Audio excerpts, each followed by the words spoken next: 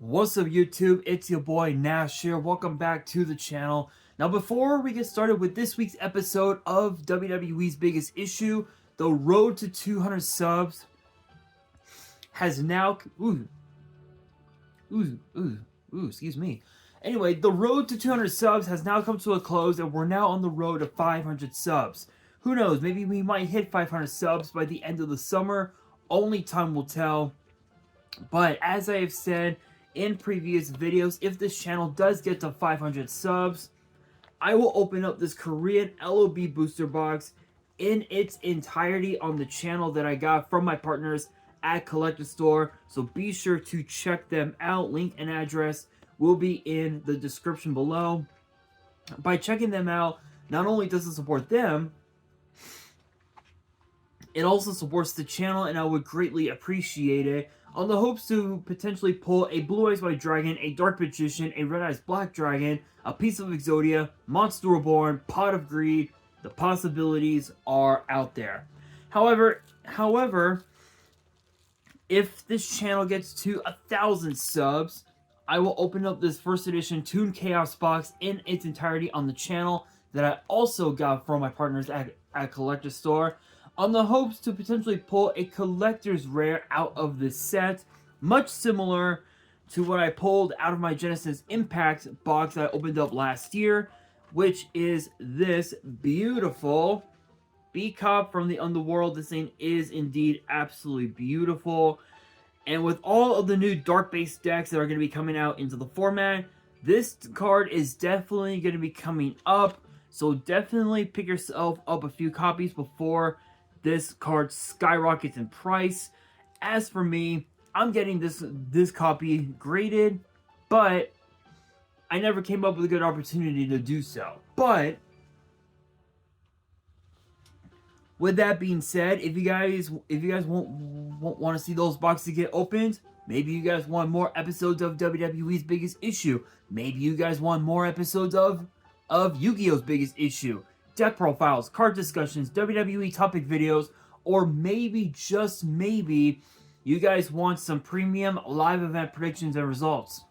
Well, if you guys want all of that and more, my channel is the place to be. So if you guys are new to the channel, and I know that a lot of you guys are, because more than 80% of you guys are watching the content, but you guys aren't even subscribed. And to top it all off, we got to get more women to watch the content as well. So if you guys are watching the content, you like the content, and you want more of the content, but you guys have yet to subscribe, then make sure you guys do indeed subscribe to the channel, turn on the notification bell, smash that thumbs up button on this video, and as always, make sure you guys are following me on all of my social media.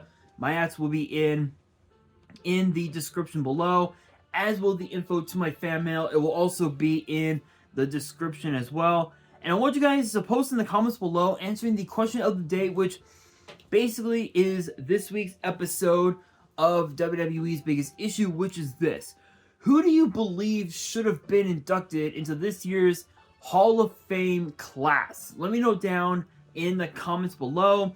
And for this week's episode, that's exactly what we are going to be talking about today.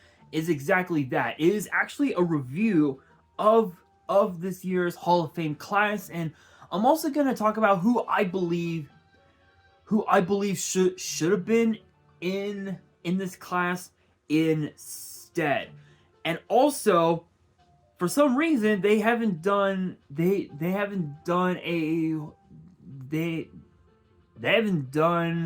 Warrior Award. So I'm not entirely sure what they're gonna do for the Warrior Award this year.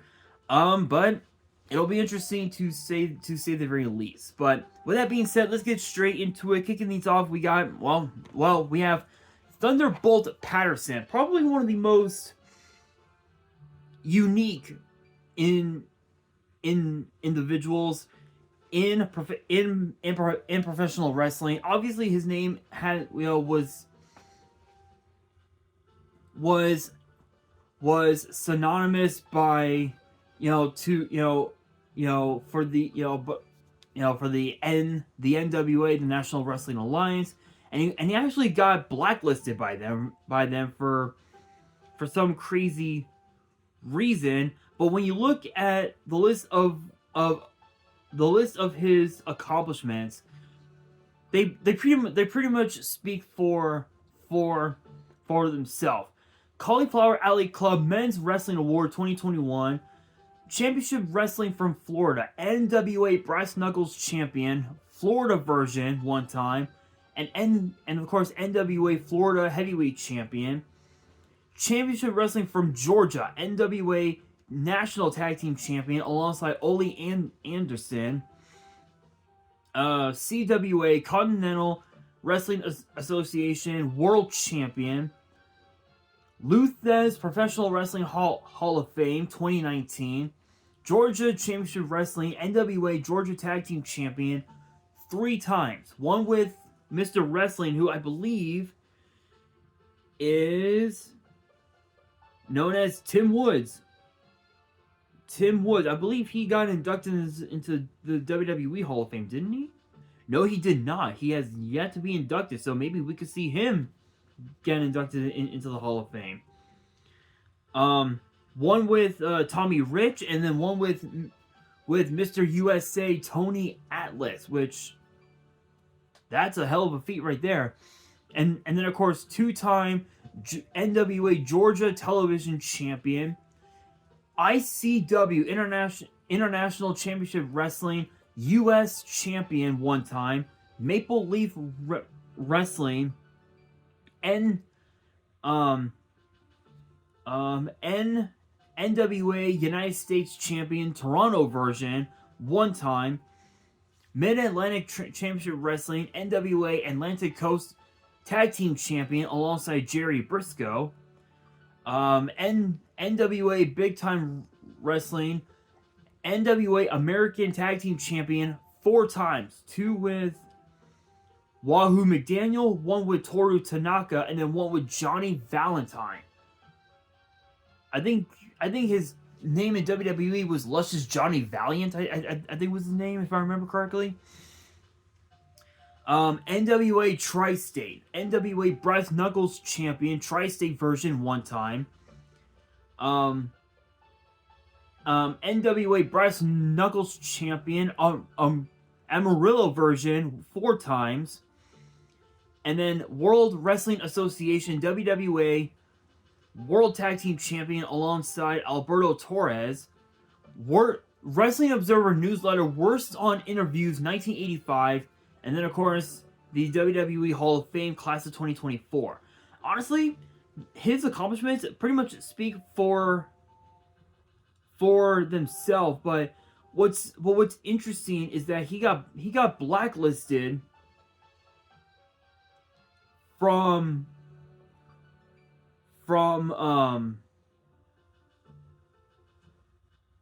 what you call it? Where is it?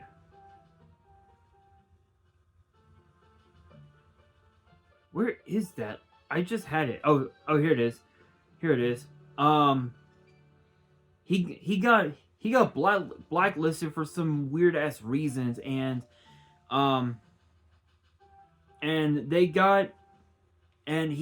his blacklisting got lifted when Hall of Famer the American Dream Dusty Rhodes took ill in 1975. So honestly though, I think WWE made the right call by having him inducted into the Hall of Fame, because even though his time in professional wrestling was a bit weird, his accomplishments pretty much speak for themselves, and he was one of the most, from what I've seen here, he was one of the most interesting talents in WWE. So definitely made the right call.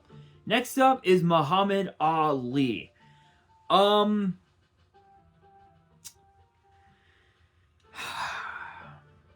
don't think I have to say anything, honestly. Cause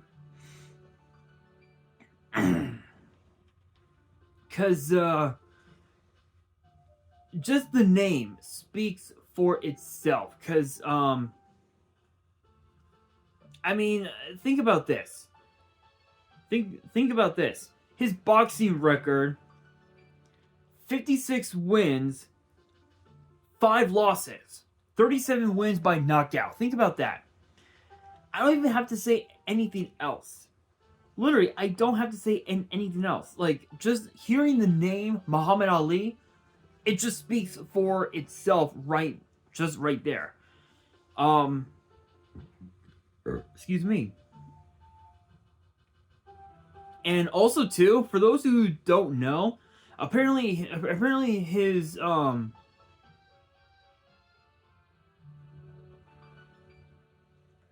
shorts that the shorts that he wore in his famous Thrilla in Manila, apparently it's being sold for over $6 million, which is pretty crazy. But yeah, just hearing the name Muhammad Ali, it just speaks for itself.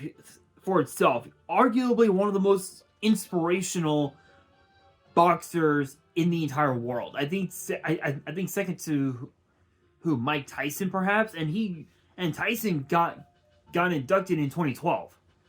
So Ali, right call, hands down, right call. I think that was the right move in my opinion. Although to be fair, WWE could have inducted him in 2017, but they put their focus on Kurt Angle when he was one of the first names to be inducted into the Hall of Fame that year. So I think they made the right call, but they could have done it a bit sooner, in my honest opinion.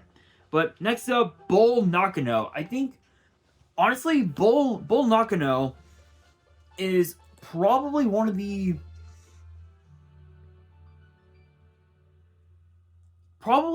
most interesting superstars in WWE, because when you think about her time in her time in professional wrestling, her accolades speak for themselves. All Japan Women's Pro Wrestling, AJW Championship one time, AJW Junior Championship one time, All Pacific Championship one time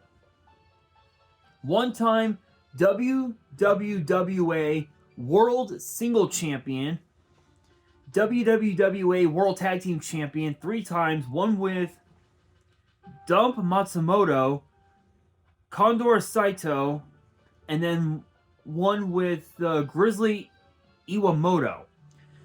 1983 Rookie of the Year Decision Tournament, Japan Grand Prix 1988, Tag League The Best 1985 with Dump Matsumoto, and then AJW Hall of Fame 1998. Consejo Mundial de Lucha Libre. I'm probably butchering that, so I apologize to all of my Spanish fans out there. I apologize for butchering the name. But CMLL World Women's Champion, Wrestling Observer Newsletter Hall of Fame Class of 2001, WWF Women's Champion, and then Slammy Award for Most Devastating 1994, and then of course the 2024 Hall of Fame class. Just that alone speaks for itself. But what I find so unique about Bull Nakano is that as of right now, I think she's So funny enough, so as of right now, she's gotten. Apparently, she got into golf. Apparently, back in 1998, literally a year after she retired, which is pretty crazy. But honestly, though, I think her getting inducted probably is the best decision. The only problem that I have is that I feel like that she could have gotten inducted. Just like with Ali, she could have gotten inducted a bit sooner. But very interesting to say the very least. Now for one of the most interesting, I will say, the U.S. Express, Barry Windham and Mike Rotunda. Funny enough, Bray Wyatt's name, Windham Rotunda, that's how he was given that name. It's basically the last names of both Barry Windham and his father Mike Rotunda. So that's pretty clever in my honest opinion. But you look at their accomplishments. NWA US Tag Team Champion, Florida version 4 times. Pro Wrestling Illustrated ranked 48 of the top 100 tag teams in of the PWI years in 2003.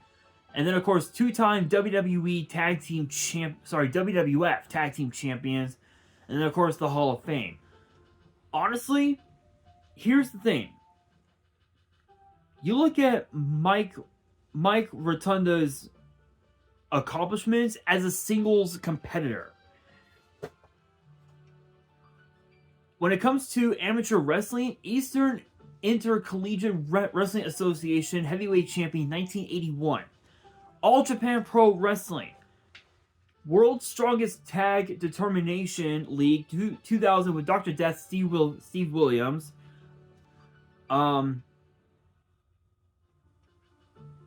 Let's see here. NWA Florida Champion, NWA Southern Heavyweight Champion, twice, and 3 times respectively.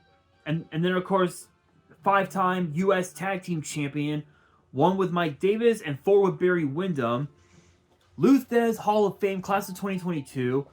WCW and NWA World Television Champion 3 times. And then, of course, World Tag Team Champion Mid-Atlantic version with Steve Williams. And then, of course, you know, just scrolling down a bit to his time in WWE. WWE Tag Team Champion 5 times, 2 with Barry Windham and 3 with the $1 Million Man Ted DiBiase. And then, of course, Slammy Award for the sweatiest in 1994, which is kind of funny. And then, of course, to the Wrestling Observer newsletter, Best Gimmick 1996 with the NWO, and then Feud of the Year 1996, NWO versus WCW. And then when you look at Barry Windham's accomplishments, I mean, it just speaks. It literally just speaks for itself. WCW Television Champion, NWA World Heavyweight Champion, NWA United States Champion, NWA United States Tag Team Champion. I don't even have to say anything else. I think this one is a bit of a weird one. But when you look at those accomplishments and the kind of legacy that they left behind when they retired, honestly, it's pretty worth it in my opinion. But this one, my honest opinion, is probably one of the most controversial, and I feel like that they could have waited, but given the fact that WrestleMania weekend is going to be in Philly this week, I don't blame them. Paul Heyman. Here's the thing. Here's the thing. He's won more awards as a manager and as a promoter than almost any other person in the professional wrestling world.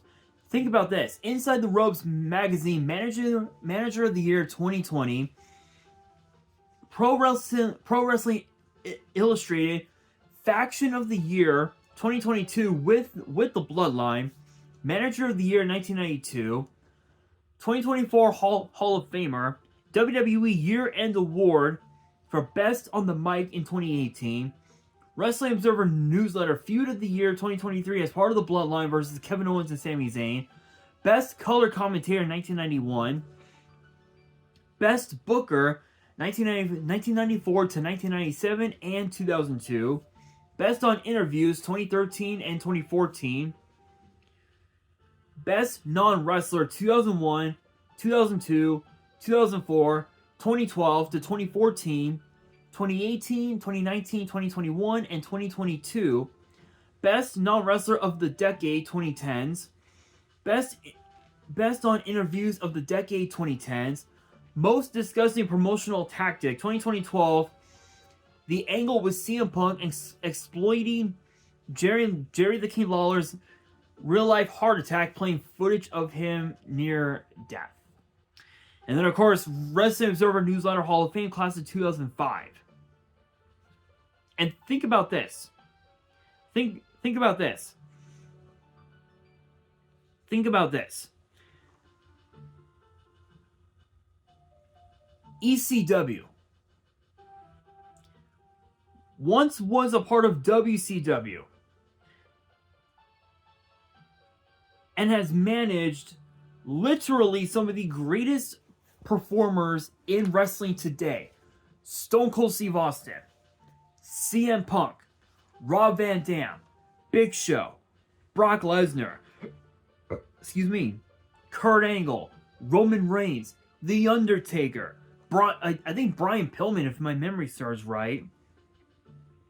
I mean, just hearing those names speak for themselves.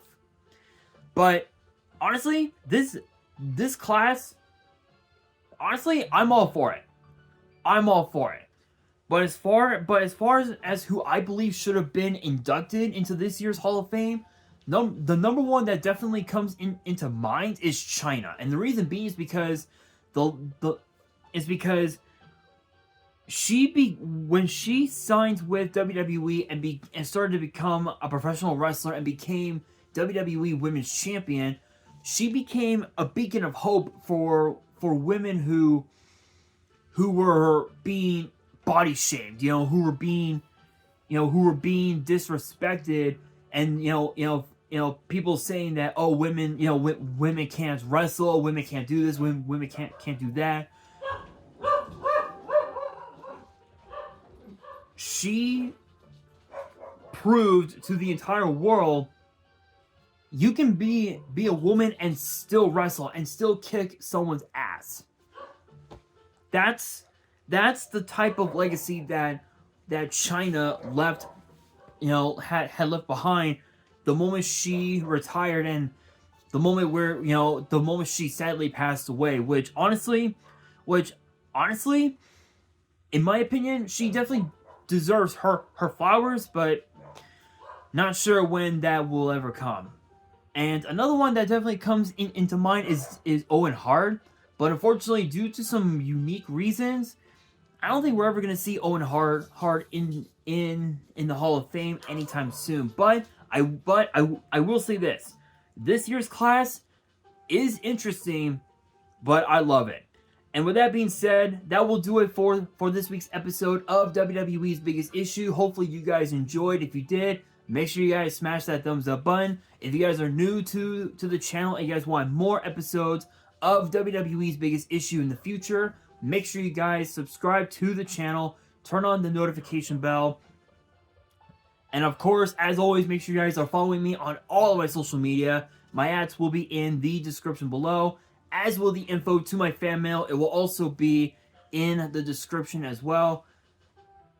And on that, this is your boy Nash, signing out.